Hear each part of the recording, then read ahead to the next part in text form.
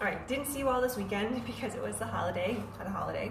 So hopping on here quickly today to drop a little knowledge bomb, challenge you to add something to your life, whether it be in relationship to your kids or just for yourself, but ways to bring us all back down to neutral so that we can be happier, be less stressed, less anxiety, get compliance from kids faster, and that is adding humor to your life or to your interactions with them. So lots of easy ways to do this, and I'm going to link a podcast episode that we just released below that will go into far more detail.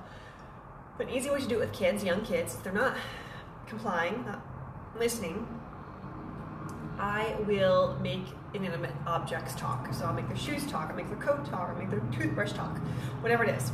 For teens, it could be reaching them at their level in ways that they already find humor. So maybe that's through social media, technology, GIFs, memes, different ways to do that. I don't know who has the time for this, but there are meme makers that you all can make your own memes and then send them to your teens. It would be fun and funny. For your own life, though, to bring your own energy back to a more balanced state, my way of adding humor and lightheartedness is just to sing and dance, and I can't do either of them very well.